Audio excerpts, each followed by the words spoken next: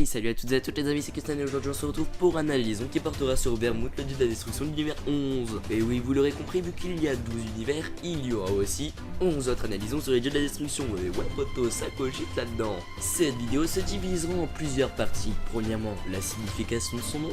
Deuxièmement, sa biographie. Troisièmement, son apparence physique. Quatrièmement, sa personnalité. Et cinquièmement, des petites anecdotes qui pourraient ma foi vous plaire. Bref, sans plus tarder, c'est parti pour l'analysons. Comme tous les dieux de la destruction, son nom se réfère à celui d'un alcool, Bermudo, dérivé de Bermuto, qui provient de l'anglais vermouth et qui désigne un vin aromatisé. Donc pour la biographie, vu qu'on connaît pas vraiment son histoire, je vais juste vous dire un peu tout ce qui s'est passé, enfin ce qu'on sait de lui en gros.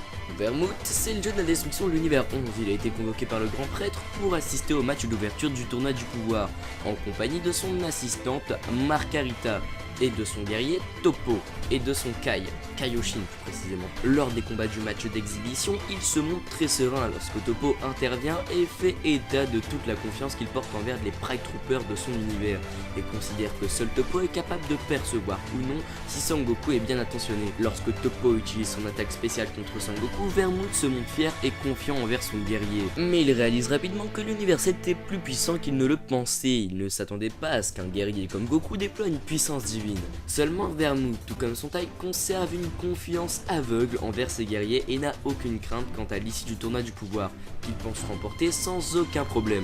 Plus tard, lors du tournoi du pouvoir dans le monde du vide, Vermouth fait remarquer que le fait que Jiren reste au milieu de l'arène de combat sans bouger fait partie de son style de combat. Ensuite, lorsque Carceral affronte numéro 17 et numéro 18, Vermouth présente Carceral comme un combattant très habile pour manier son ki et modélise parfaitement de diverses manières. Il précise aussi qu'avec son pouvoir, Carceral a conquis de nombreuses planètes. Et peu après, lorsque les 5 Pride Troopers sont éliminés par les guerriers de l'univers 6 et 7, Vermouth commence légèrement à s'inquiéter, même s'il reste quand même assez confiant vu qu'il a Jiren dans son équipe. Putain les mecs, faut se le dire, hein. Vermouth, je vois même pas pourquoi il a commencé à paniquer à ce moment-là, il a Jiren dans son équipe, il pète tout le monde ce gars. Jiren, it's perfecto. J'utilise souvent l'expression perfecto. Ça va peut-être devenir l'expression de la chaîne. Son character design a été réalisé conjointement par Akira Toriyama et Toyotaro, tout comme celui de LS, la déesse de la destruction de l'univers 2. Vermouth est un clown avec la peau grise, très pâle, qui possède les marques verticales sur les yeux, d'épaisses lèvres rouges, des cheveux roux qui laissent entrevoir un crâne dégarni, et un gros nez rouge en plein milieu du visage. Comme Beerus ou Champa, Vermouth se balade torse nu sous sa collerette.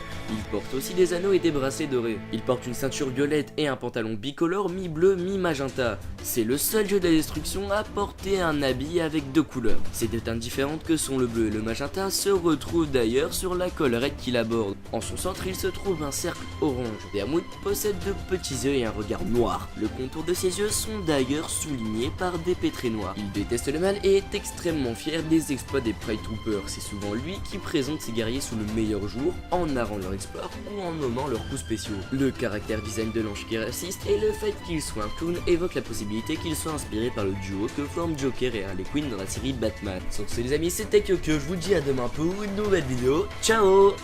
負けられない運命の分かれ目やるしかない夜明けに命をかけて